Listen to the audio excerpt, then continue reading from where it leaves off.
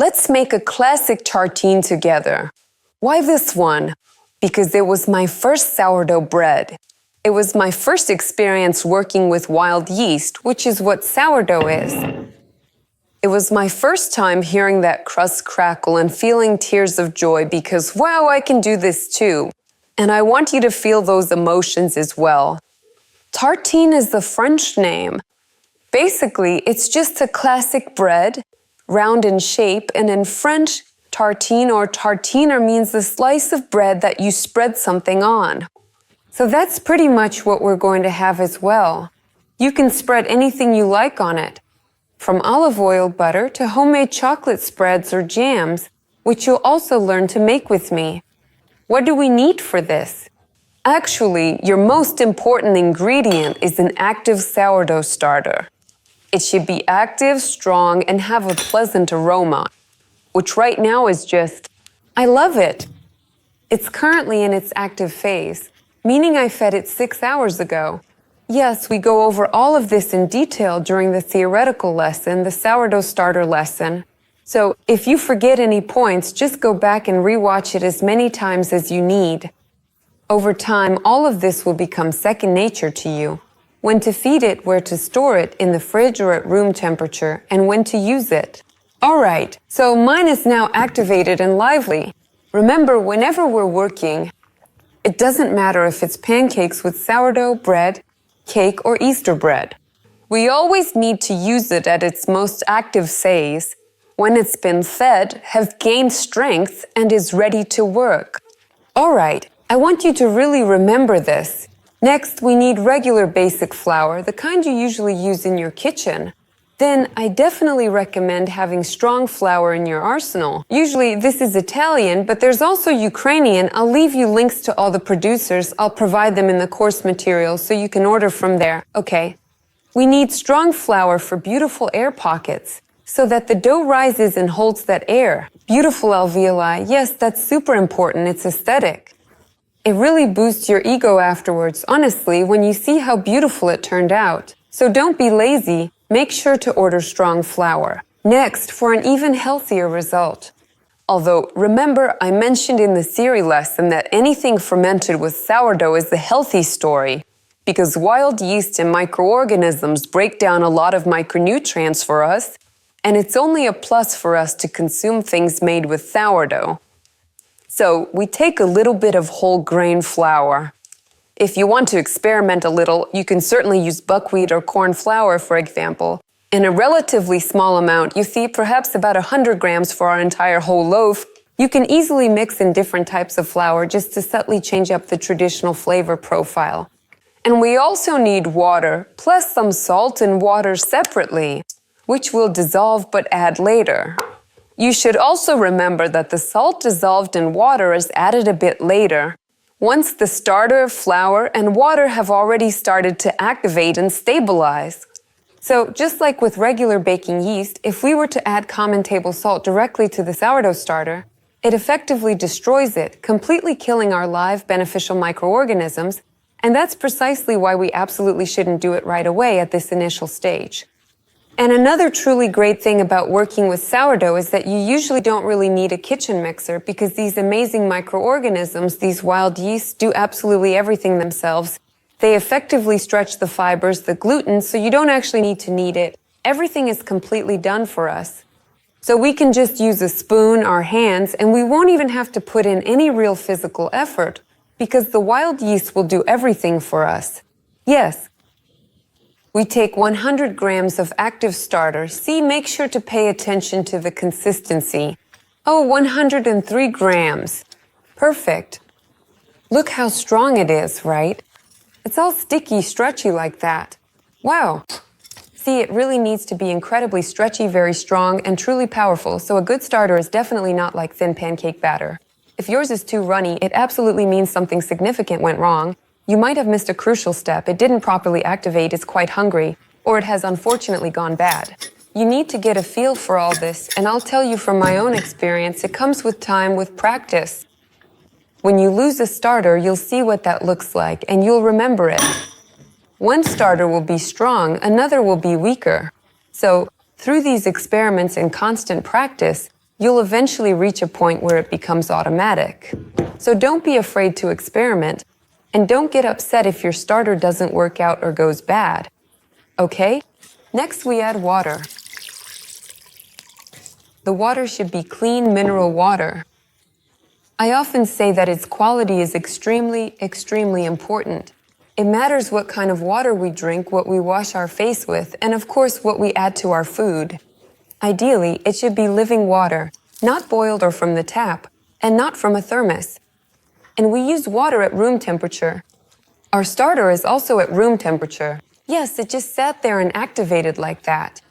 We use our hands to dissolve the starter in the water, then add all the flour, and that's it. We mix it all together. That's right. We have 250 grams of all-purpose flour, that's 1 pre-sifted, and then an additional 200 grams of flour, that's 2, so in total, we will now have exactly half a kilo of flour. Also, with this flour, you can certainly play around with the proportions later. You could add a bit more strong flour, perhaps a little less, or even incorporate some other types for enhanced flavor, like a small amount of buckwheat, spelt, and so on, right?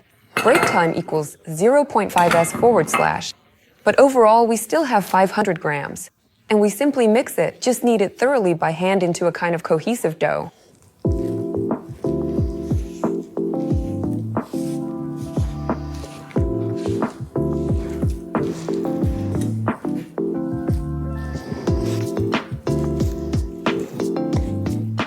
Yes, the dough will stick to your hands a bit. That's normal, that's right, that's how it should be. Later, you'll see how its texture will change.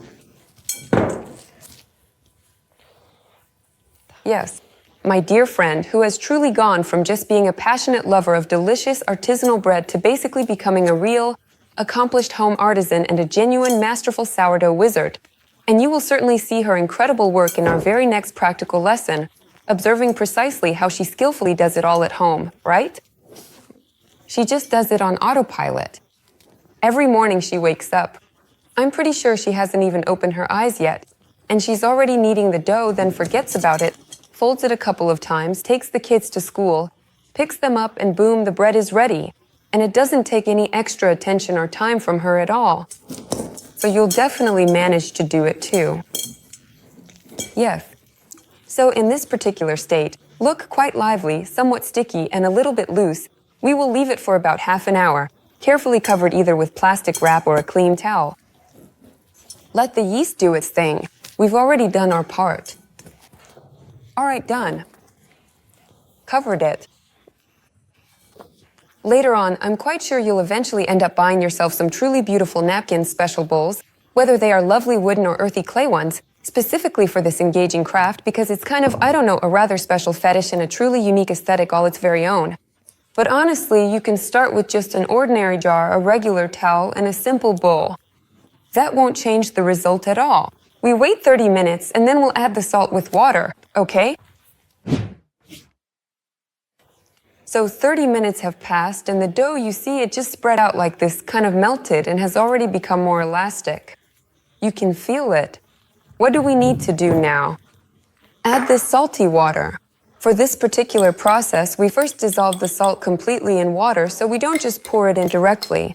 And of course, a liquid substance distributes itself much more evenly in any given environment than something dry does. So we stirred it and poured it in like this. Remember, when working with starter, with yeast, with milk, with fermentations, in general, the kitchen is like a pharmacy. It's a laboratory where everything has to be perfectly clean. Remember about hygiene. I'll tell you, when we were diligently studying at Le Cordon Bleu, we were graded more on the impeccable cleanliness of our work surface during important exams, on how incredibly well organized and sequential our steps were, how properly we worked, how well we avoided cross-contamination, and so on, rather than on the actual taste of the final dish. Because they told us that taste can be developed. You can learn that, you can master the techniques.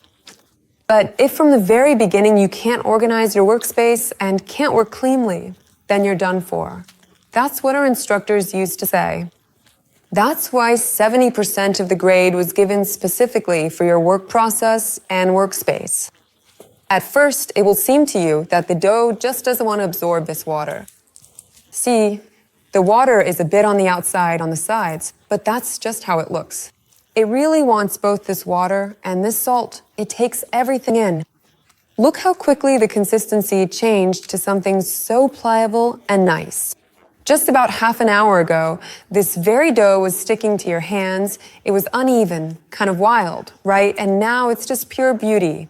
Look, just look at it now. It's truly amazing. Yeah.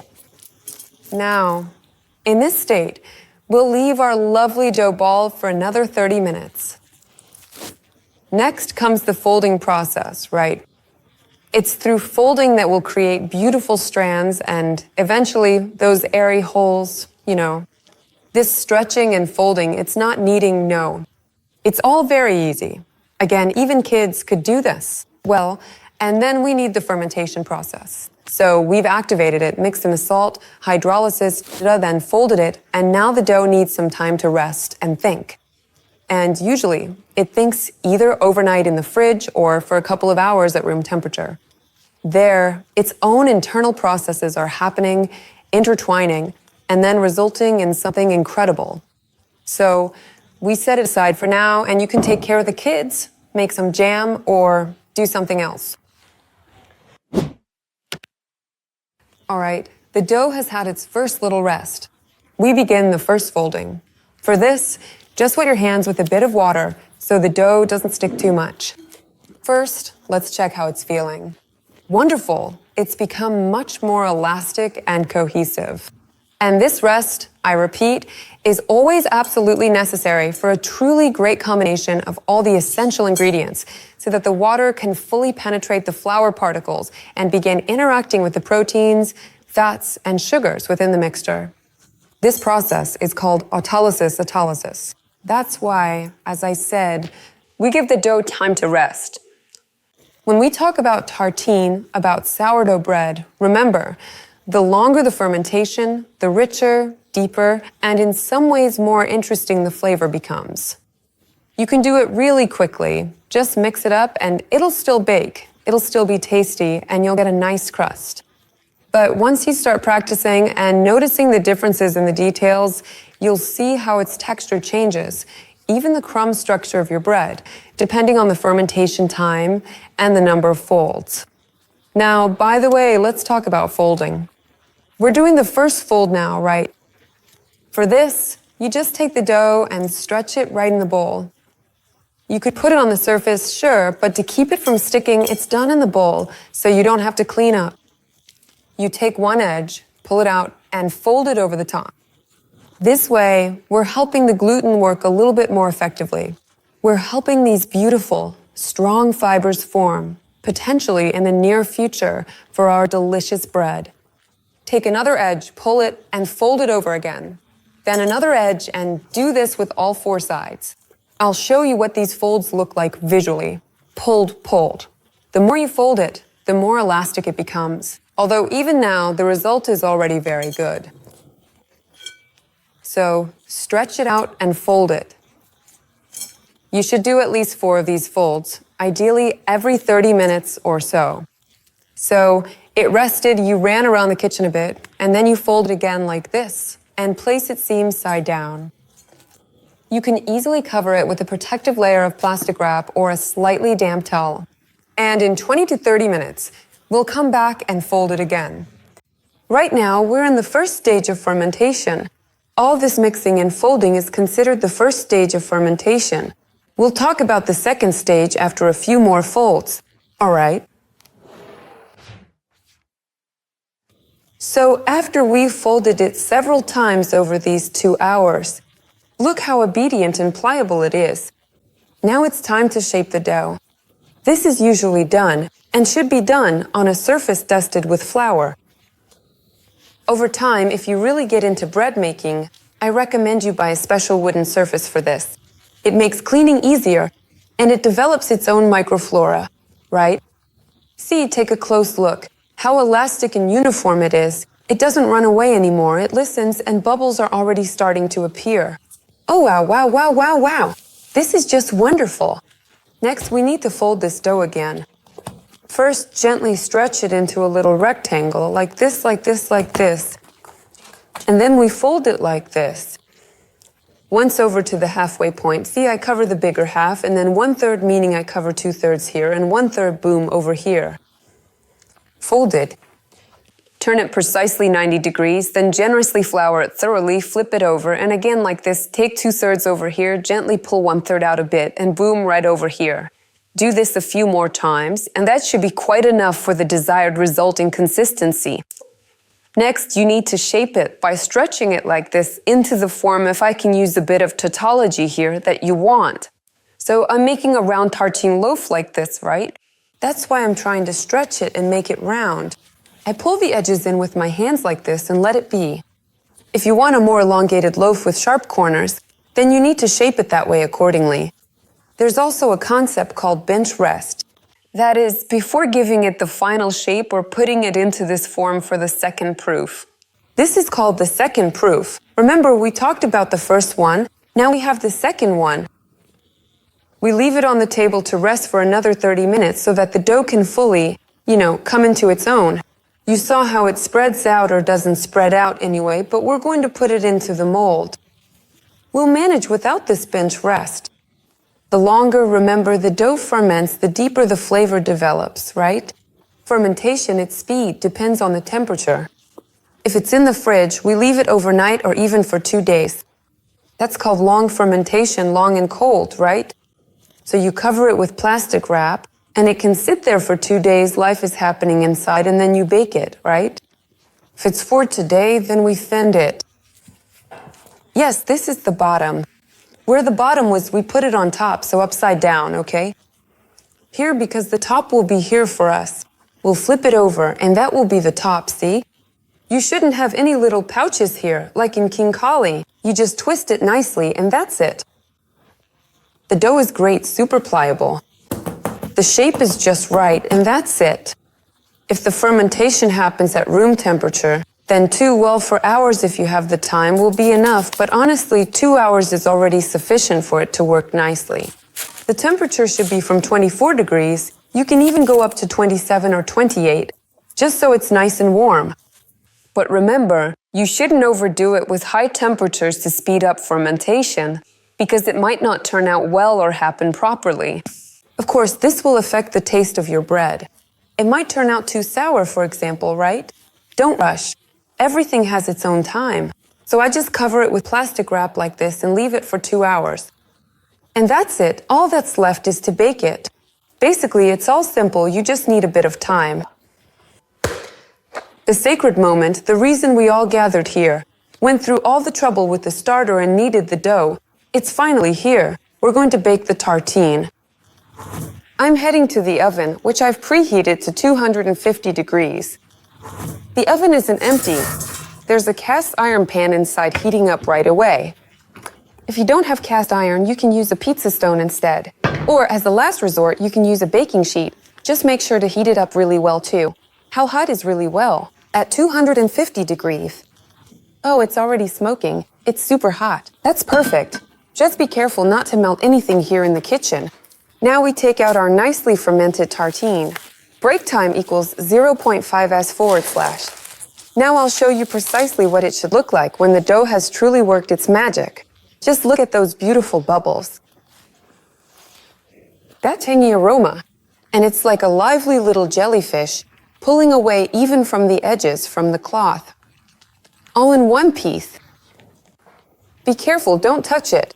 This is very, very hot. It's really easy to get burned. A little bit of flour here on the parchment paper. The parchment paper should be good quality, heat resistant. Don't use that cheap, rough kind. Get the properly siliconized one. Nice and neat. Girl, oops. We send our bun, our beauty, right here. Next, you make the cuts. That's a whole separate story. There's an art and an aesthetic to carving flowers. I think you've seen on social media what people can do. I'm not particularly great at it, I'll readily admit, but you can certainly perform, for example, precise circular cuts like this. Yes, you definitely need a specialized blade for such intricate and accurate work. Let's do it like this so the bread opens up, this little loaf, for example. Or someone might make it look like a little Christmas tree.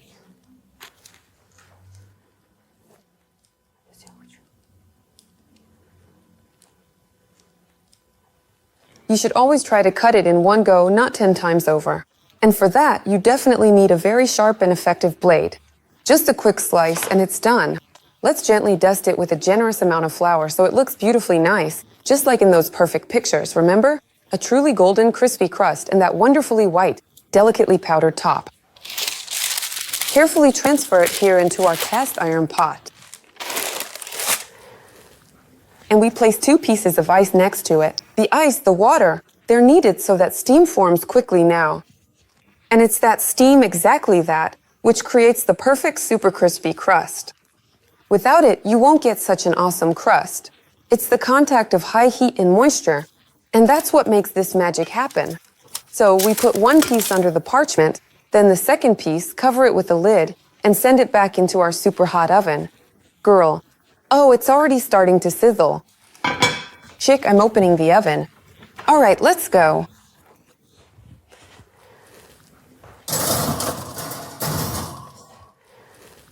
With the lid firmly on and at this precise temperature, we will leave it for a full 15 minutes, allowing it to properly set. After 15 minutes, we take off the lid and bake it for about another 20 minutes. But we'll keep an eye on it for that golden crust. That's our main indicator that it's ready. Another sign that the dough is done is its internal temperature. But you really have to be unsure that the bread is ready to go poking it with a thermometer and check that the temperature inside is at least 96 degrees. If your bake has reached 96 degrees, then it's done. All right, 15 minutes, set the timer.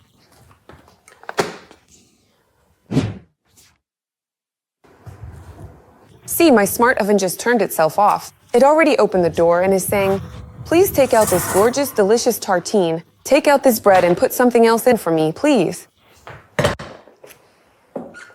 I'm about to burst into a smile and melt from happiness and, I don't know, pride for this beautiful palianitia.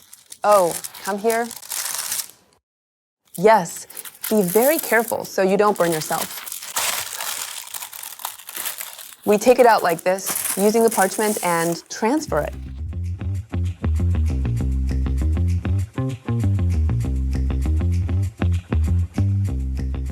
Look, where we make a deep cut like that, you can see the cap opens up.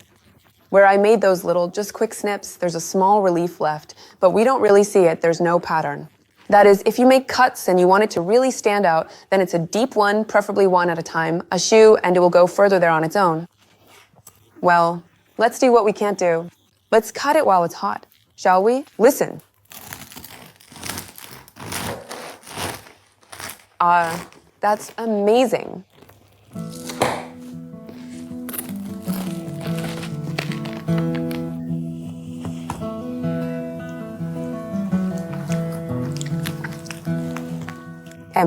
Yes. Okay.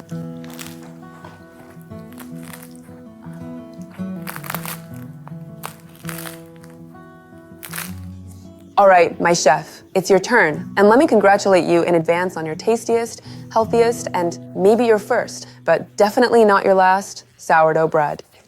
Hooray.